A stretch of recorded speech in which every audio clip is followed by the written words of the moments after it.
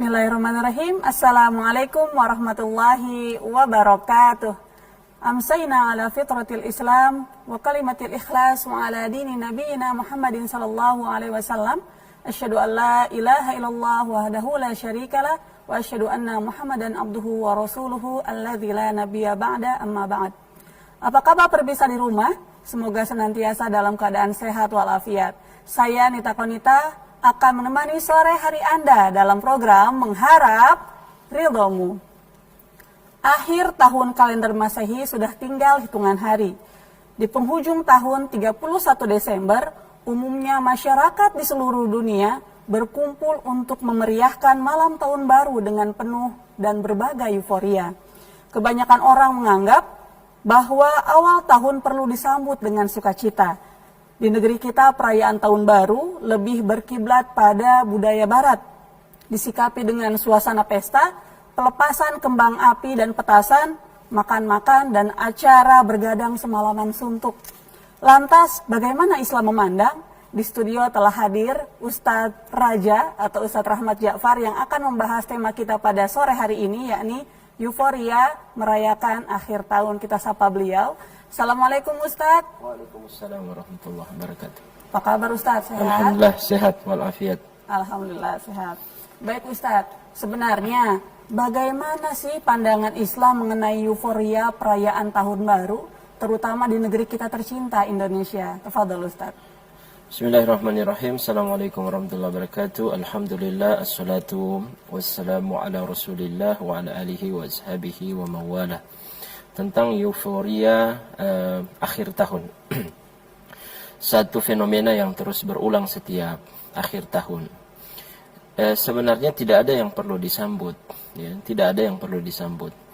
Karena tahun Masehi itu adalah tahun yang tanggal 1 Januari itu adalah tanggal yang sama dengan tanggal-tanggal yang lain.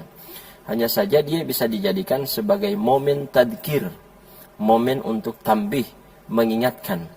Ya, mengingatkan kepada orang-orang yang masih lalai, yang masih terbuai dengan dunia, masih bergelimang dosa, bahwa umur kamu ini semakin habis. Umur kamu itu semakin menipis. Karena tidak ada manusia yang hidup setiap hari atau setiap tahun bertambah umurnya. Yang ada adalah umurnya itu berkurang. Jadi kalau kita menjadikan momen akhir tahun itu adalah sebagai sesuatu yang itu dalam rangka yang, dalam hal-hal yang positif saja, ya, diisi dengan kebaikan-kebaikan sebagai momentum memperbaiki diri di akhir tahun dan memperbaiki diri di awal tahun, ya. Karena Allah Subhanahu wa taala mengingatkan kepada kita, bahkan menyuruh, ya ayyuhalladzina amanu taqullaha wal tanzur nafsum ma qaddamat liqad. Wahai orang yang beriman, hendaklah kalian melihat masa lalu kalian yang di belakang masa lalu. Untuk apa? Untuk dijadikan sebagai bahan evaluasi masa depan. Ya, kalau malam tahun baru ini kita bereuforia dalam hal negatif, dalam tanda kutip, hal-hal yang negatif, mabuk-mabukan, bakar petasan, itu kan semua tabdzir. Ya, makan-makan sih tidak masalah karena itu hukumnya mubah. Tapi kalau dikaitkan dengan menyambut akhir tahun sampai bergadang semalam suntuk, meninggalkan kewajiban-kewajiban kepada Allah Subhanahu wa taala, ini akan menjadi sesuatu yang haram, ya. Kalau dia tidak makruh, dia akan menjadi naik derajatnya menjadi haram. Kenapa? Karena menyebabkan orang untuk kemudian meninggalkan kewajiban-kewajiban kepada Allah Subhanahu wa taala. Jadi wal tanzur nafsum ma qaddamat lighad. Ya, setiap jiwa itu hendaklah melihat apa yang sudah dia lakukan. Ligat, untuk memperbaiki diri, ya, pada masa yang akan datang. Belum lagi Rasulullah Shallallahu Alaihi Wasallam menegaskan bahwa man kana yaumuhu khairan min amsihi, atau man kana yaumuhu man kana yaumuhu khairan min amsihi fahuwa rabih. Siapa yang hari ini lebih baik daripada hari kemarin. Kalau kita tarik ke momen tiap tahun itu, siapa yang tahun ini atau tahun 2022 nanti lebih baik daripada tahun 2021, fahuwa rabih, maka orang ini termasuk orang yang beruntung. Karena dia semakin mendekati finish, dia semakin kuat ibadahnya, dia semakin kuat akidahnya, dia semakin kuat amal kebaikannya, kebajikannya. Jadi semakin finish ibarat orang yang lari itu, dia orang yang husnul khotimah. Mungkin awal-awalnya dia kalah start, dia posisinya paling belakang. Berikutnya dia mulai mengejar, berada di posisi tengah. Ketika dekat-dekat garis finish, dia sudah mulai memperbaiki kualitas larinya. Ya, dia mulai mengatur temponya sehingga kemudian dia meraih juara posisi pertama sampai pada garis finish tersebut. Nah, seperti itulah kemudian orang yang beruntung. Ya, dia mungkin tahun-tahun kemarin buruk, ya, bukan orang yang baik, ataupun kalau baik tidak terlalu baik, ya. Biasa-biasa saja, ya, masih melakukan dosa dan kejahatan. Nah, sekarang momennya untuk kemudian berpikir menjadi manusia yang lebih baik ke depan. Sehingga ketika saat ajal tiba, orang ini meraih gelar husnul khotimah. Dan ini gelar terbaik. Gelar husnul khotimah itu adalah gelar akhirat, dunia dan akhirat. Sebab dia dikenang orang husnul khotimah di dunia, dan kemudian di akhirat pun dia mendapatkan kebaikan dari Allah Subhanahu wa taala. Kemudian man kana yaumuhu, ya, siapa yang hari ini misla amsihi, lebih sama dengan hari kemarin, tidak ada progres, stagnan saja. Tidak ada perkembangan, perubahan menuju ke arah yang lebih baik. Ya, ibadahnya biasa-biasa saja, amalannya biasa-biasa saja, keburukannya ya sama dengan keburukan yang kemarin, tidak ada perubahan meninggalkan keburukan tersebut, maka fahuwa magbun, orang ini tertipu. Ya, dia tertipu. Ya, dia tertipu. Tertipu dengan hari-harinya.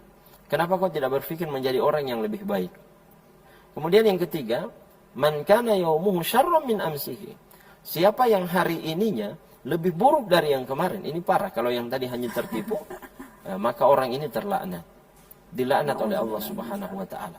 Hidup dalam laknat Allah. Tentunya kita tidak berharap, ya, tahun 2022 kita ini insya Allah kalau diberi umur panjang, ya, jangan juga kita berpikir masih mau hidup tahun 2022, sebab tidak ada jaminan. Betul. Tahun 2022 ini masih ada berapa jam lagi? Kan masih 2 hari, katakanlah 2 kali 24 jam, 48 jam. 48 jam. Sementara ajal ini setiap saat, setiap detik mengintai. Betul. Jadi belum ada jaminan juga kita bisa sampai pada penghujung akhir tahun atau bisa sampai awal tahun. Karena ini menjadi momen muhasabah kita, ya. Jangan sampai kita stagnan pada keburukan. Kalau stagnan pada kebaikan sih bertahan istiqomah itu bagus, ya, itu bagus. Tapi kalau keburukan kita pertahankan, ya. Oleh karena itu menurut saya bahwa euforia akhir tahun ini harusnya menjadi momen untuk mengingatkan kepada kita terhadap beberapa hal. Pertama terhadap sholat kita. Bagaimana sholat kita?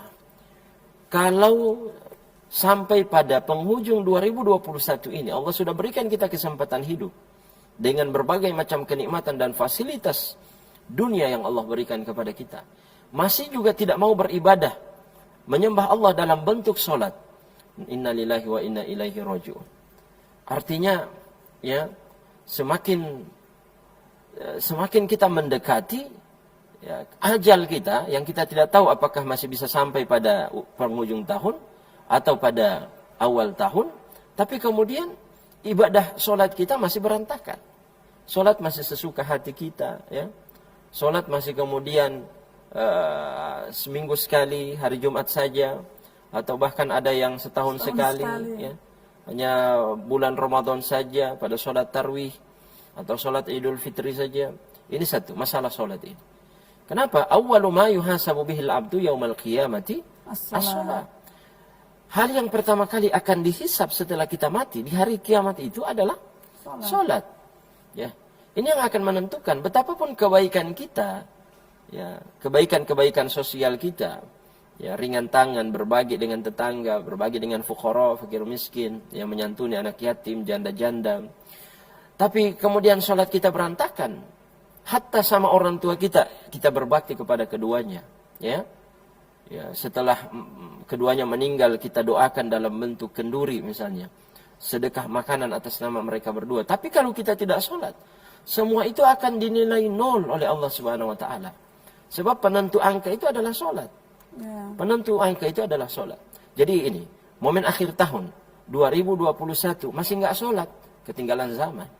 Gitu ya, ketinggalan kebaikan, ketinggalan kereta.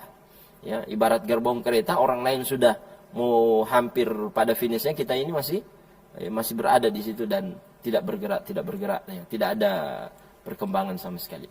Kemudian yang kedua, momen akhir tahun itu harusnya menjadi kesempatan bagi kita untuk mengingat bagaimana kualitas ibadah puasa kita selama ini. Sebab ada orang yang sampai hari ini, ya, bahkan sampai mati, puasanya tiap Ramadan itu, tiap tahun, hanya 3 hari. Ada yang begitu, Ya, ada banyak. Nggak di kota, nggak di desa, sama. Ada orang yang puasanya hanya 3 hari. Entah pemahamannya yang salah, atau karena sengaja. Dia tahu memang dari sononya, dari syariatnya, dari orang tua dulu, kakek moyang dulu, misalnya, puasanya hanya 3 hari, sehingga itu menjadi syariat untuk dia. Ya, dia jadikan syariat di dalam dirinya. Ya, dan dia tidak mendapatkan peringatan dari orang, atau sudah tahu hukumnya, tapi sengaja tetap melestarikan dan mempertahankan pemahaman yang salah itu, puasanya 3 hari di awal atau 3 hari di akhir. Untung-untungan kalau ada 3 hari di akhir. Ini banyak orang puasanya 3 hari di awal saja. 27-nya kemana? Nah sekarang masih ada kurang lebih 3 bulan. Kita mau kedatangan bulan Ramadan, tamu yang agung. Perbaiki. Akhir tahun ini sudah harus menjadi momen bagi kita, perbaiki sholat, perbaiki puasa. Ya, mulai melatih sekarang puasa Senin Kamis. Kalau memang puasa Ramadannya berat, silakan dilatih dari sekarang. Pemanasan nanti dulu, datang Ustaz, pemanasan, nanti bulan Syaban, kemudian ditambah lagi, ya, jumlah kuantitas daripada puasa yang kita kerjakan. Kemudian juga akhir tahun ini, euforia akhir tahun ini harusnya mengingatkan kepada kita bagaimana, ya, zakat kepada para agnia, orang-orang yang kaya, harusnya mereka diingatkan bahwa semakin dekat dengan kematian, bagaimana kualitas zakatnya? Apakah selama ini sudah menunaikan zakat atau belum? Itu zakat apa, Ustaz? Zakat fitrah? Zakat mal. Oh, bukan zakat fitrah. Zakat fitrah kan rata-rata kesadarannya tinggi, ya. Zakat mal. Kepada Anda yang sudah mencukupi nisab, ya sudah cukup, kemudian sudah melewati haul, maka perhatikan, jangan sampai keduluan ajal, kemudian tidak sempat beribadah, tidak sempat menunaikan perintah zakat ini. Karena perintah zakat itu sepaket dengan sholat, tidak boleh dipisahkan. Ada orang yang hari ini rajin sholatnya, luar biasa istiqomah, bahkan sampai tahajud, zakatnya dia tidak pedulikan. Ada juga orang, Ustaz, dia rajin bersedekah kepada tetangga, keluarga, tapi dia tidak meniatkan pemberian itu sebagai zakat. Itu bagaimana, Ustaz? Iya. Harusnya kan kalau dia faham apa yang dia keluarkan, dia bagi-bagi sebagai amal kewajiban sosial, itu dia niatkan sebagai zakat saja. Oh. Sebagai zakat saja. Karena dalam zakat itu tidak ada keharusan mengantarkan zakat itu ke Baitul Mal atau ke Basnas. Tidak harus, ya. Ya. Dia diperbolehkan untuk mengantar sendiri, dia diperbolehkan untuk menyalurkan sendiri. Jadi daripada berbagi sosial tidak tahu niatnya apa, maka satu, pastikan Anda sudah mengeluarkan zakat atau belum. Ya, kalau memang sudah cukup haulnya dan sudah cukup nisabnya.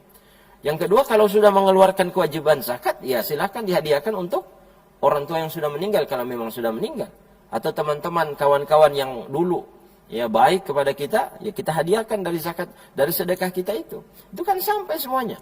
Karena menyedekahkan sesuatu ya dari harta kita, itu tidak harus ke orang tua atau ke kerabat kita, siapapun dia. Yang kita tujukan ya, niatnya itu kepadanya, itu akan sampai. Ya, itu. Kemudian euforia akhir tahun ini juga harus mengingatkan kepada orang-orang kaya yang punya kelebihan. Ya. Sudah mau habis ini 2021, kamu sudah daftar haji belum? Ya, sudah daftar haji belum? Jangan kemudian akhir tahun lewat ya seperti lalat yang lewat begitu saja. Ya, seperti lalat yang hinggap di hidung kemudian dia ya, usir begitu saja. Ya. Jangan sampai seperti itu. Karena setiap tahun pendaftaran haji bertambah kuotanya, semakin bukan bertambah kuotanya, semakin lama antriannya. Sementara ajal Anda mungkin tinggal 5 tahun lagi. Antrian haji itu mungkin sekarang sudah, kalau di Gorontalo sekitar 12 tahunan. Allah Ta'ala alam. Saya tidak tahu perkembangan terkini, ya, berapa tahun sekarang. Ya, kalau misalnya Allah tinggal berikan jatah hidup tinggal 5 tahun. Ya, sudah daftar sekarang. Persoalan meninggal sebelum berangkat haji, ya itu sudah urusan niat Allah. Yang ya. penting kita sudah daftar. Dan insya Allah sudah tercatat sebagai pahala haji dari niat itu. Kan gitu. Daripada ya harta kita hambur-hamburkan begitu saja, tidak kunjung mendaftar haji, dan kemudian meninggal sebelum menunaikan kewajiban. Ini akan dituntut loh. Ini akan dipertanggungjawabkan di hari kiamat kelak.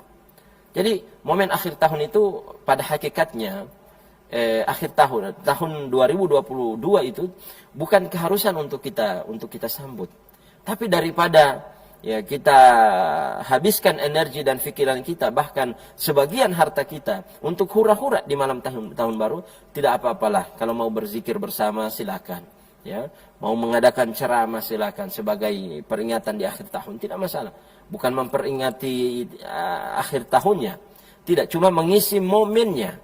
Daripada ya kita biarkan anak muda kita, generasi penerus kita kemudian mabuk-mabukan ya, kemudian main zina ya, berzina. Kan banyak yang paling laris di akhir tahun itu adalah, mohon maaf, dalam tanda kutip, alat kontrasepsi. Ya, alat kondom itu. Kenapa? Karena orang tua tidak mengontrol anak-anaknya kemana, ya anak gadisnya kemana, ya anak laki-lakinya kemana. Kadang-kadang kita ini salah fikir. Kalau anak perempuan kita jaga baik-baik. Kenapa? Takut hamil. Dia lupa ya dengan anak remaja ini, laki-lakinya. Memang dia tidak bisa hamil, tapi dia bisa menghamili. Oleh karena itu harus dijaga baik-baik. Dijaga baik keduanya, baik gadis maupun yang pria, yang perempuan maupun laki-laki harus dijaga. Di malam tahun baru ini kontrol mereka kemana, dengan siapa. Ya, kalau mereka zikir silakan diarahkan. Kalau mereka mau hura-hura ya, minum khamar ya, sampai di malam tahun baru itu angka kematian kecelakaan itu meningkat. Kenapa? Akibat dari mabuk-mabukan kemudian kecelakaan. Wa na'udzubillahi min dzalik. Ustaz, kita harus jeda sejenak. Pemirsa, jangan kemana-mana, kita akan kembali tetap di Mengharap Ridhomu.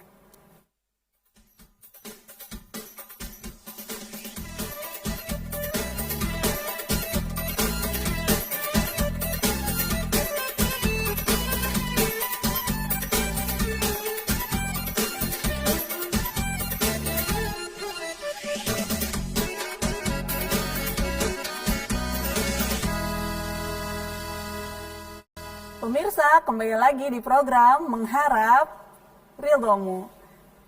Bagi pemirsa di rumah yang ingin berpartisipasi atau bertanya, bisa menuliskan komentar atau pertanyaan di kolom komentar akun FB TVRI Gorontalo atau menelpon kami di line telepon 0811 430 1155.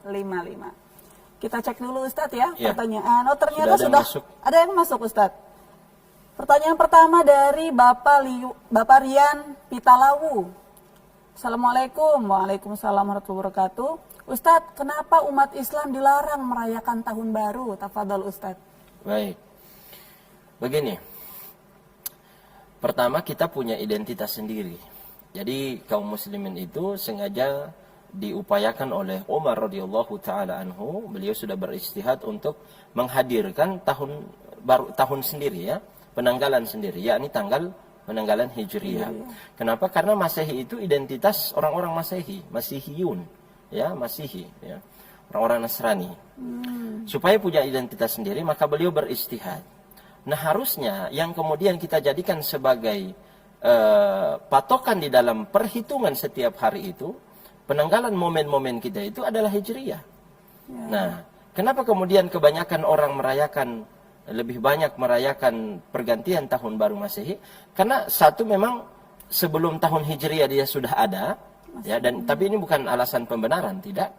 Yang kedua, hampir dalam setiap kehidupan kita rujukannya itu adalah tanggal Masehi. Betul. Misalnya mau nikah pakai tanggal Masehi, Ramadan pun tetap pakai tanggal Masehi, tapi bertepatan dengan berapa Ramadan. Kan biasanya acara kita begitu. Betul, betul. Harusnya misalnya tanggal 2 Ramadan bertepatan dengan tanggal berapa Masehi. Ini kan tidak. Patokannya tetap Masehi. Bertepatannya itu cuma Hijriah itu bertepatan. Padahal harusnya disebutkan duluan Hijriah bertepatan dengan berapa Masehi. Supaya kita ini lebih unggul daripada tahun Masehi. Ya. Tanggal Hijriah itu dipakai kalau momen-momen akad saja. Kapan mau nikah? Tanggal sekian Sya'ban. Ya kan? Kapan momen Maulid Nabi? Bulan Rajab. Kapan mau ziarah? Akhir Sya'ban. Ya itu saja. Adapun semuanya itu ya lebih banyak, lebih melekat, lebih akrab dengan penanggalan Masehi. Apakah dilarang? Tidak juga. Bagaimana Anda melaksanakannya? Perayaan yang kemudian mengikuti tradisi orang Barat, tradisi orang-orang yang non-Muslim, itulah yang dilarang. Kenapa? Karena ada dalil man tasyabbaha biqaumin fahuwa minhum. Siapa yang menyerupai, apalagi di dalam perayaan itu tradisi mereka. Ya, satu, kita mengikuti tradisi mereka. Yang kedua, cara merayakannya juga tradisi mereka. Bakar petasan, itu kan identik dengan api. Di situ ada unsur majusinya di situ. Tiup trompet, itu kan ada unsur Yahudinya di situ. Akhirnya di dalam satu malam kita menyerupai beberapa agama. Menyerupai Nasrani, menyerupai Yahudi, menyerupai Majusi. Berarti masuk ke dalam hadis fahuwa minhum tadi. Fahuwa minhum. Kita bagian daripada mereka, sama, menyerupai. Ya, menyerupai. Ya. Oleh karena itu, saya ingin mengatakan bukan dilarang, tapi apa yang Anda lakukan di malam itu. Ya. Dan tahun baru itu tidak perlu disambut. Yang ada adalah memperbaiki amal. Yang ada adalah meningkatkan kualitas ibadah kita kepada Allah Subhanahu wa taala. Dengan momen tahun baru kita jadikan sebagai pengingat, saya ingat sebuah perkataan hikmah dari Imam Hasan Al-Basri, "Yabna Adam innama anta ayyamun idza dhahaba yaumuka dhahaba ba'duka." Wahai manusia, kamu ini hidup hanya kumpulan-kumpulan hari. Kalau satu harimu telah lewat, berarti telah berkurang usiamu 1 hari. Ini 1 tahun. Yang hilang 1 tahun. Jadi tidak perlu disambut. Ya, tidak perlu disambut, apalagi sampai dirayakan. Kalaupun iya, ya, daripada anak remaja kita pergi ke bar, minum-minum khamar di sana, mabuk-mabukan, berzina, wa na'udzubillah, silahkan. Kita buat momen, tapi bukan dalam bentuk perayaan tahun baru, hanya saja mengalihkan. Ya, mengalihkan. Ini bahasa saya, mengalihkan. Ya, kemudian bagaimana hukumnya? Ya, hukumnya itu kan sesuatu yang ada dalilnya. Misalnya zikir berjamaah, ceramah. Apa bedanya ceramah di malam tahun baru sebagai bentuk muhasabah dengan hari-hari sebelumnya? Kita hanya mengisi momen saja. Begitu. Jadi tidak bisa kita vonis hukum haram kalau ibadah-ibadahnya atau agenda-agendanya itu mengarah kepada kebaikan. Yang haram itu adalah satu, memang niat merayakan tahun baru itu karena dia bukan identitas kita. Yang kedua adalah dengan cara mereka. Mereka bakar petasan, kita bakar petasan. Ya, mereka tiup trompet, kita tiup trompet. Ikut-ikutan persis. Nah, kita terkena man tasyabbaha biqaumin fahuwa minhum. Berarti poinnya itu, Ustaz, innamal a'malu binniyat. Iya, innamal a'malu binniyat. Kemudian bagaimana caranya? Niat saya tidak merayakan tahun baru, tapi caranya sama. Sama aja. Ya. Jadi niat tidak cukup, tapi juga harus diiringi dengan bagaimana usaha kita mengisi momen itu. Ya. Baik Ustaz.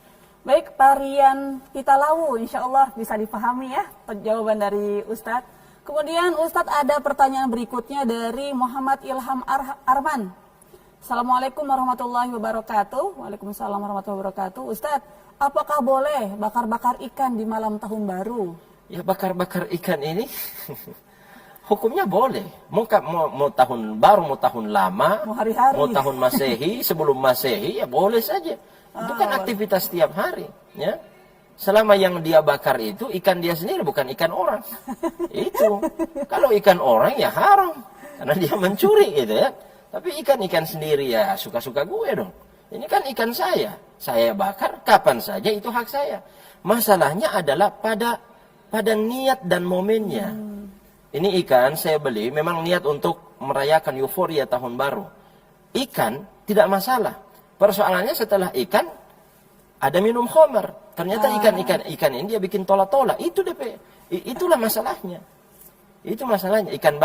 Apa hukum membakar ikan? Tunggu dulu. Untuk apa? Kalau untuk tola-tola ya haram. Ya. Ikannya halal. Tapi karena dia dijadikan sebagai paket minum khamar, maka perbuatannya itu menjadi haram. Ya. Baik Pak Muhammad Ilham Arma, insya Allah bermanfaat ya Pak. Kemudian juga ada pertanyaan dari Bapak Roswan Manto, Ustadz. Kalau ada umat muslim yang membuat zikir bersama, bagaimana Ustadz? Membuat zikir bersama. Pertanyaannya, apakah zikir ini diharamkan atau justru disyariatkan?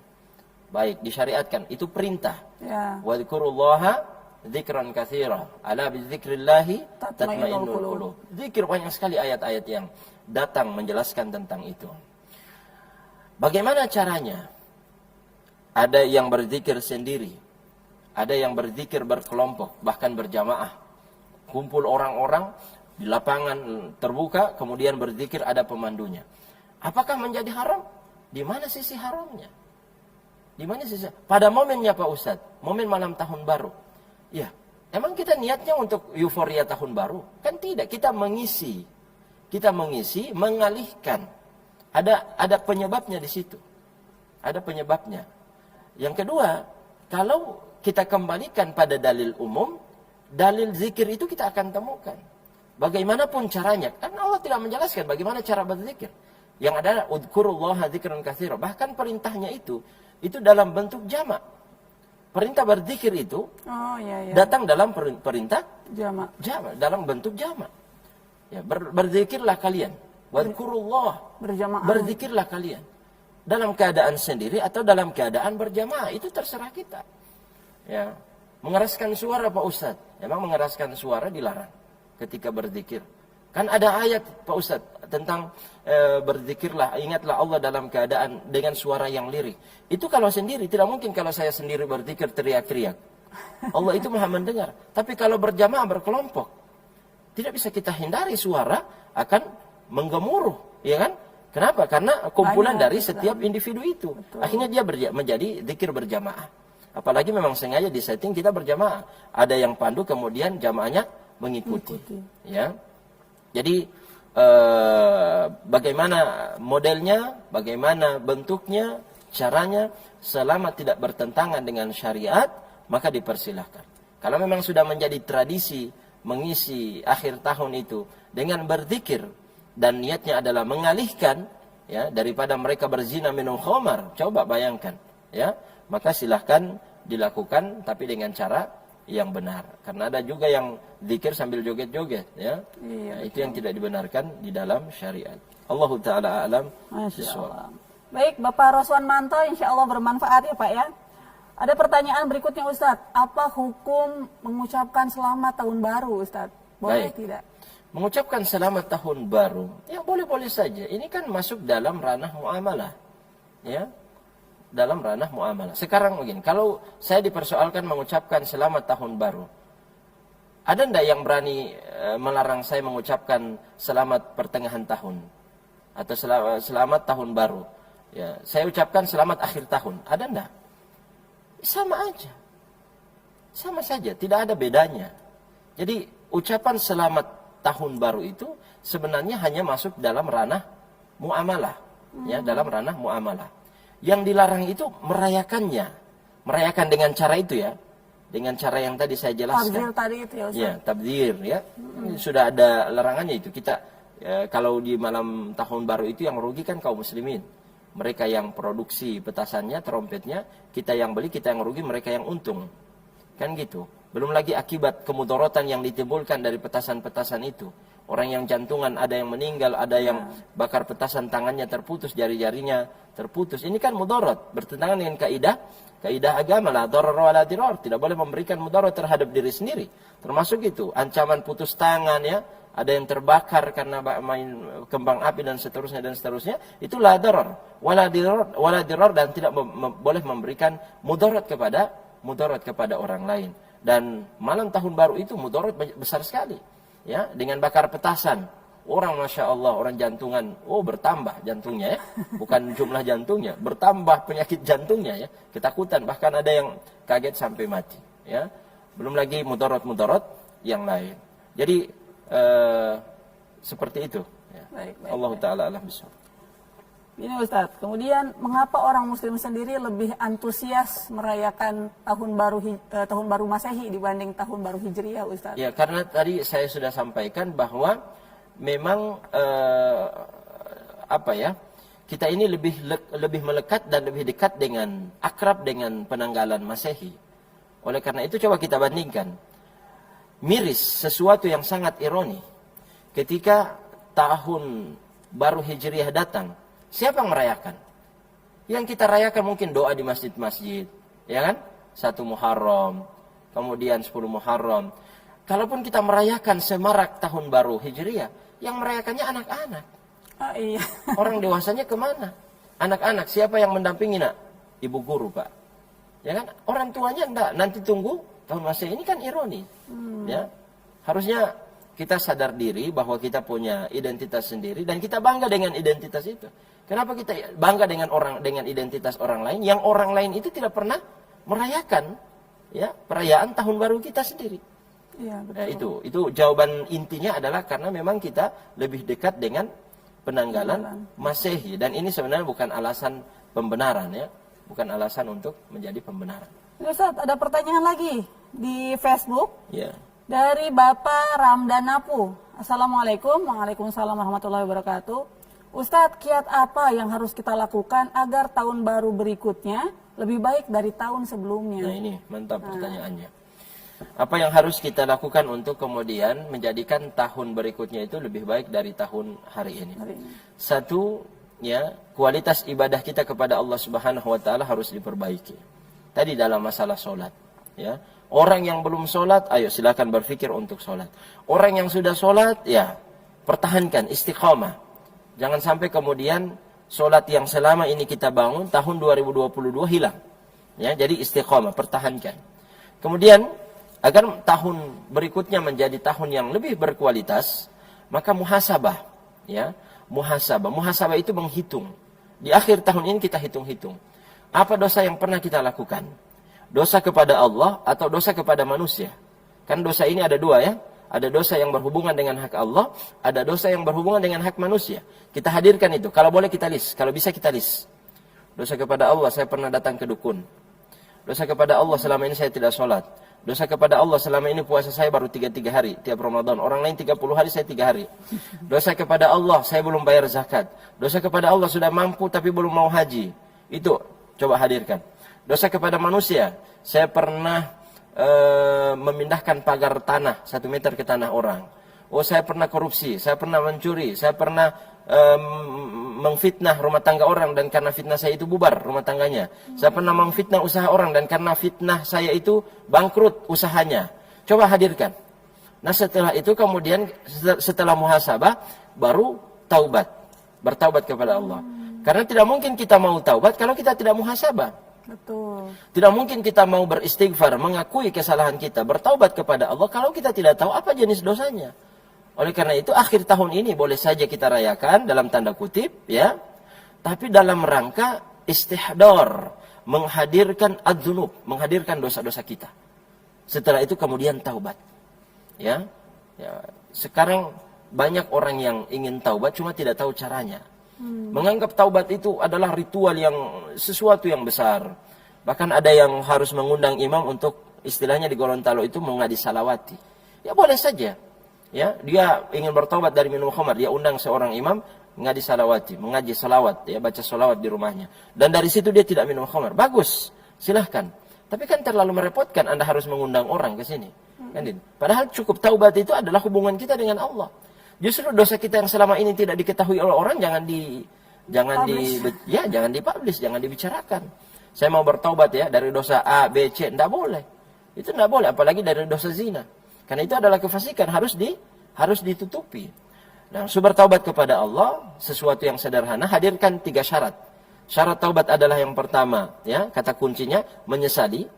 Menyesali apa? Menyesali perbuatan dosa yang selama ini pernah kita lakukan.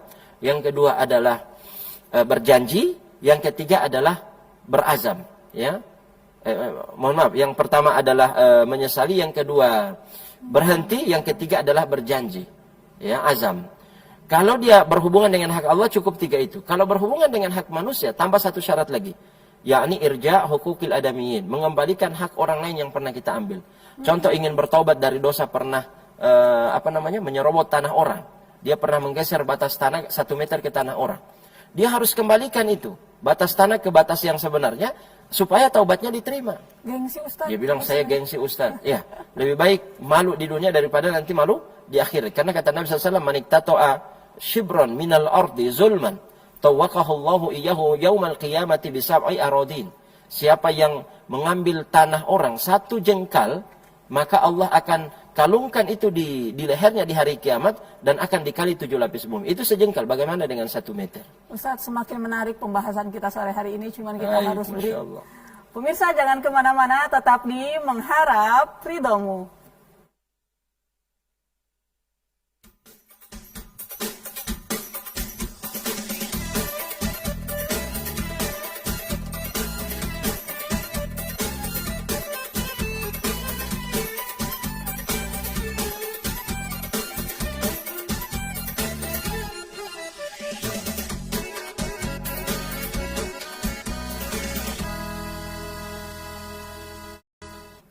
Pemirsa, kembali lagi di program Mengharap Ridhomu.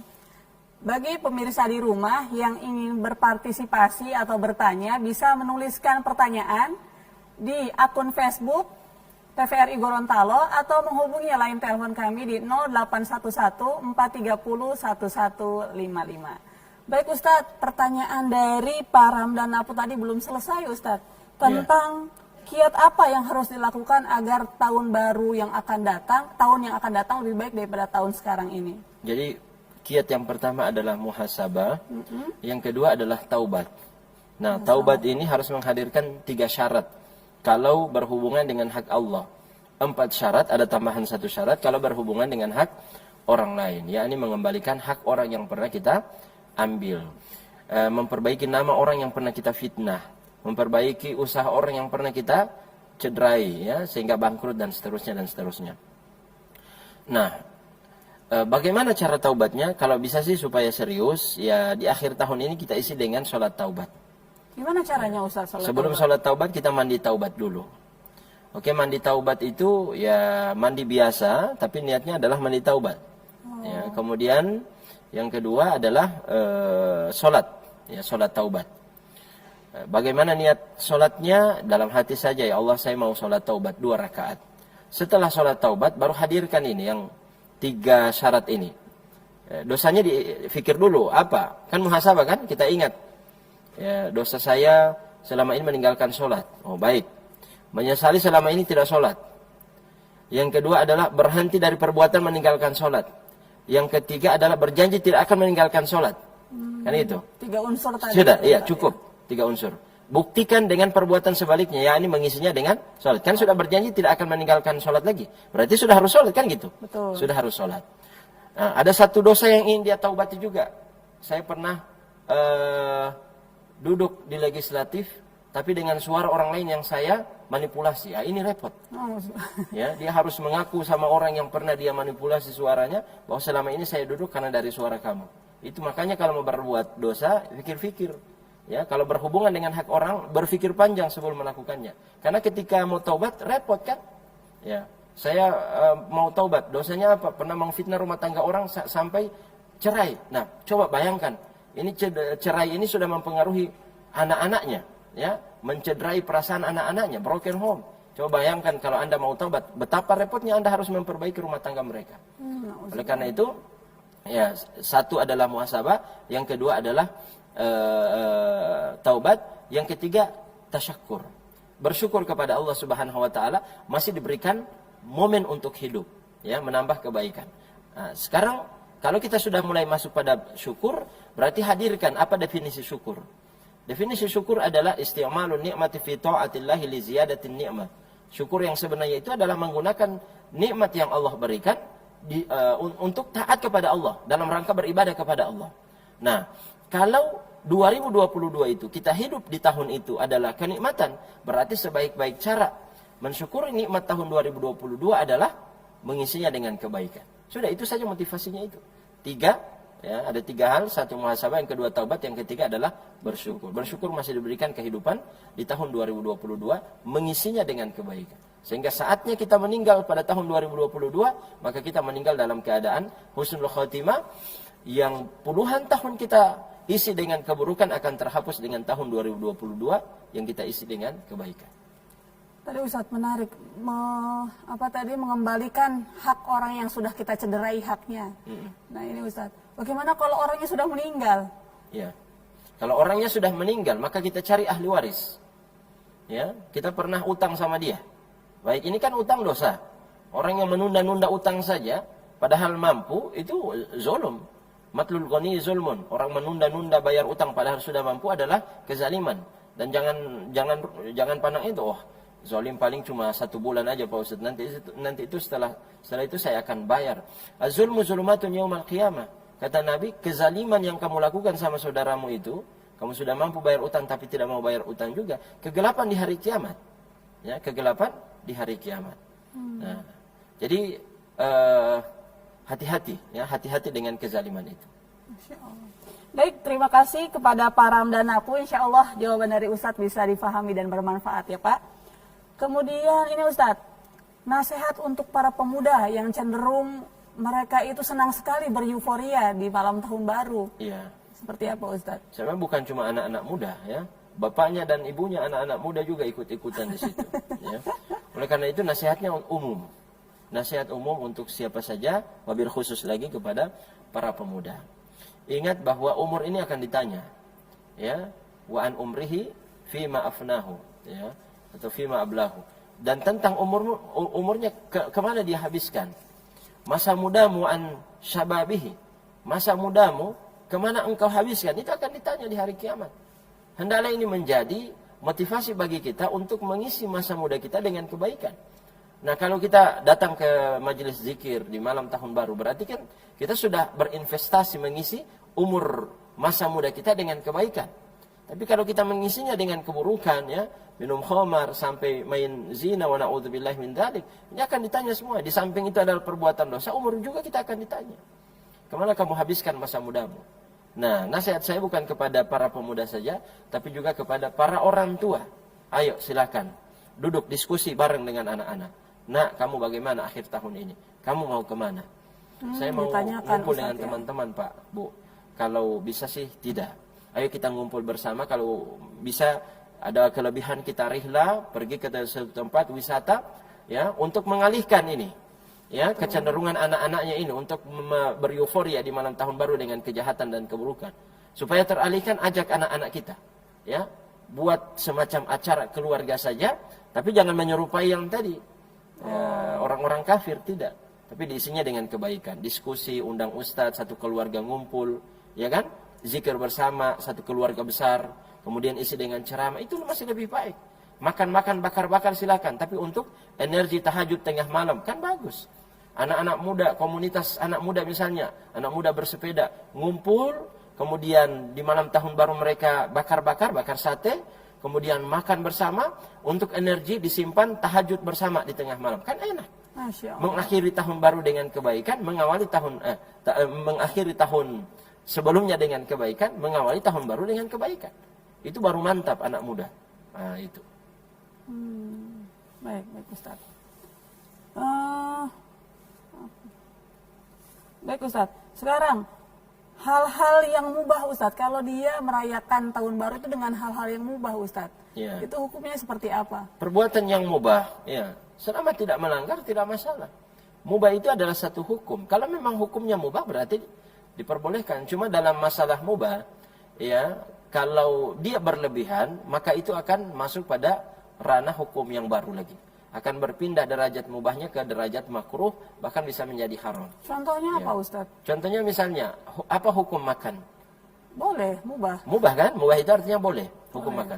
Tapi apa hukumnya makan banyak? Atau sedikit-sedikit makan tapi makannya banyak? Itu bisa menjadi makruh. Karena ini akan memudaratkan jasad kita, fisik kita. Karena kata Allah Subhanahu wa taala, "Kulu washrabu wala tusrifu." Makan minum jangan berlebihan.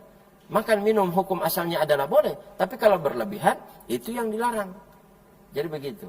Jadi merayakan sesuatu, ya, baik ulang tahun kalau diisi dengan zikir, diisi dengan baca Quran, mengingatkan kepada kematian, mengingatkan kepada umur kita semakin habis, itu boleh-boleh saja. Yang penting jangan dengan cara mereka yang kafir. Kan gitu. Baik. Ya, tidak masalah. Tidak masalah.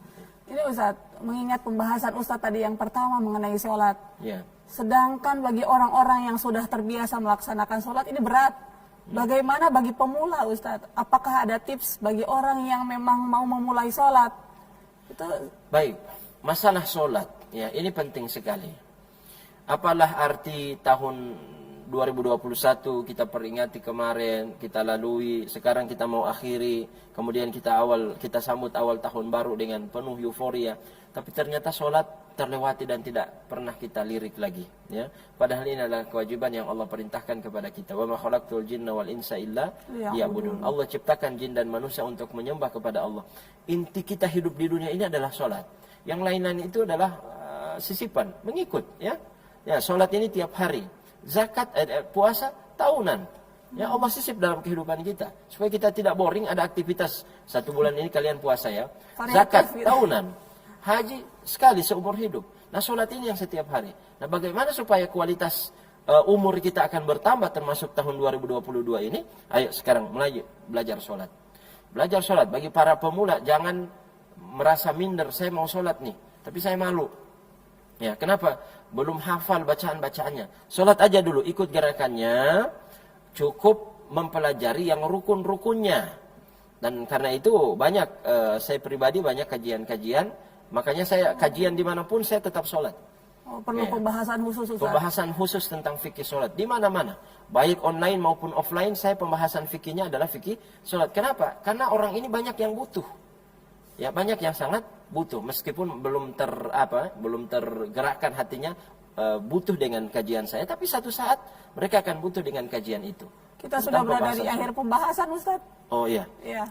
Mohon memberikan closing statement, dilanjutkan dengan doa. Baik. Jadi kesimpulannya adalah umur kita ini, ya, kata Imam Hasan Al-Basri, kita ini hidup hanya kumpulan-kumpulan hari. Kalau 1 hari kita sudah lewat, maka telah berkurang 1 hari dari kehidupan kita. Ini bukan 1 hari, 1 tahun. Oleh karena itu kita harus menyadari bahwa umur kita tidak lama lagi, ya. Tidak ada orang tiap tahun bertambah umurnya, justru semakin berkurang. Oleh karena itu diisi dengan sholat. Minimal kita mulai dari sholat ini. Gerakan perubahan untuk menjadi lebih baik mulai daripada sholat. Kalau 2021 sholatnya masih berantakan, ayo perbaiki tahun 2022 ini dengan mempelajari fikih sholat, ya, supaya sholat kita berkualitas, baik dan benar. Baik, itu saja. Mari kita akhiri dengan doa. Bismillahirrahmanirrahim. Allahumma salli wa sallim wa barik ala sayyidina Muhammadin wa ala alihi wa sahbihi ajma'in. Allahumma aftah lana qulubana wa alhimna rushda wahdina ila siratikal mustaqim. Allahumma la tada lana dhanban illa ghafarta wa la hamman illa farrasta wa la daynan illa qadaita wa la maridan illa syafaita wa la hajatan min hawaijina fid dunya wal akhirah illa qadaitaha ya rabbal alamin. Allahumma inna natawassalu ilaika bijahi nabiyyika an tu'afiyana fi abdanina wa asma'ina wa absarina ya rabbal alamin, wa an taj'alana wa auladana min hamalatil Qur'anil Karim, wa an taj'alana wa auladana minas salihin al-muslihin ad-da'in al-mujahidin fi sabilillah ya rabbal alamin. Allahumma shfi mardana wa mardal muslimin, Allahumma shfi mardana wa mardal muslimin, Allahumma shfi mardana wa mardal muslimin. Rabbana atina fid dunya hasanah fil akhirati hasanah wa qina adzabannar. Subhana rabbika rabbil izzati amma yasifun wa salamun alal mursalin walhamdulillahi rabbil alamin. Amin amin ya rabbal alamin. Terima kasih Ustadz atas kehadirannya dalam program ini. Semoga apa-apa yang Ustadz sampaikan bermanfaat bagi kita semua. Amin ya rabbal alamin. Dan bagi pemirsa di rumah yang telah berpartisipasi, kami ucapkan banyak terima kasih. Insya Allah kita berjumpa lagi pekan depan dengan narasumber dan tema menarik lainnya. Saya Nita Konita pamit undur diri. Subhanakallahumma wa bihamdika asyhadu an la ilaha illa anta astaghfiruka wa atubu ilaik. Wassalamualaikum warahmatullahi wabarakatuh. Waalaikumsalam.